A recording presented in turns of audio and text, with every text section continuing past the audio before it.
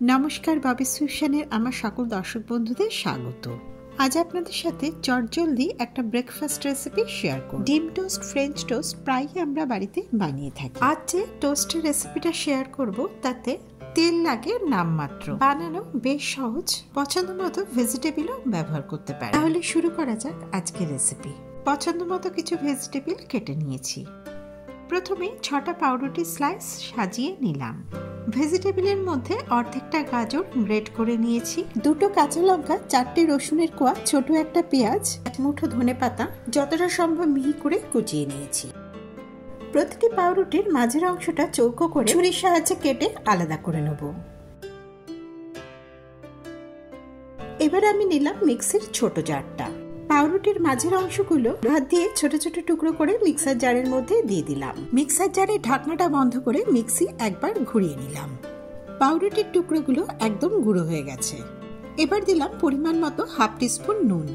6 piece পাউরুটির জন্য 2টো ডিমই যথেষ্ট। 2টো ডিম ভেঙে মিক্সার জারের মধ্যে দিয়ে দিলাম।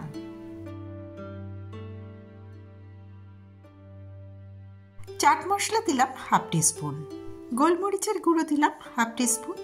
আবারও মিক্সার জারের ঢাকনাটা বন্ধ করে মিক্সি 10-15 সেকেন্ডের জন্য অন করে নিয়েছি। এবার একটা মিক্সিং বোলের মধ্যে মিক্সার জারে ডিমের মিশ্রণটা ঢেলে নেব। মিক্সিং বোলের মধ্যে সমস্ত কেটে রাখা ভেজিটেবলগুলো নিয়ে নিলাম। এবার সমস্ত খুব ভালো মতো একসাথে মিশিয়ে নেব। এবার একটা তাওয়া নিয়েছি, তার মধ্যে সামান্য ওই হাফ টিস্পুনের মতো তেল মাখিয়ে নিলাম। তাওয়ার মধ্যে এক এক করে ওই 4টে পাউরুটি স্লাইস বসিয়ে দিলাম। এবার আমি পাউরুটির স্লাইসের মাঝের অংশটা ব্যাটার দিয়ে ফিলিং করে দেব। ওপরের অংশটা চামচের সাহায্যে সমানও করে দিলাম। এক এক করে সমস্ত পাউরুটি স্লাইসেরই মাঝের অংশটা ফিলিং করে দিয়েছি ব্যাটার দিয়ে। এবার গ্যাস লো মিডিয়াম ফ্লেমে রেখে চাপা দিয়ে রাখলাম 2 মিনিটের জন্য। 2 মিনিট পর সমস্ত পাউরুটি স্লাইসগুলো একবার উল্টে দিলাম।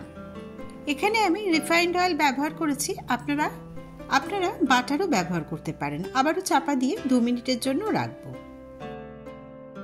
এবার প্রত্যেকটা পাউরুটি স্লাইস উল্টে পাল্টে গোল্ডেন ব্রাউন কালার আসা পর্যন্ত ফ্রাই করব।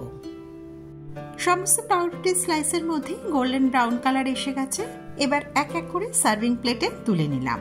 একইভাবে নেক্সট ব্যাচের পাউরুটি স্লাইসগুলো ফ্রাই করে নেব। ঠান্ডা অথবা গরম যে কোনো অবস্থাতেই পছন্দ মতো সস দিয়ে পরিবেশন করুন।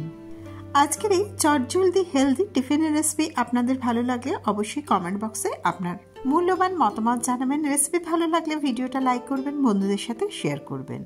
চ্যানেল সাবস্ক্রাইব করে পাশে থাকার অনুরোধ রইল। নোটিফিকেশনের জন্য বেল আইকনটা প্রেস করে দেবেন। সবাই ভালো থাকবেন। নতুন রেসিপি নিয়ে আবার ফিরে আসবো।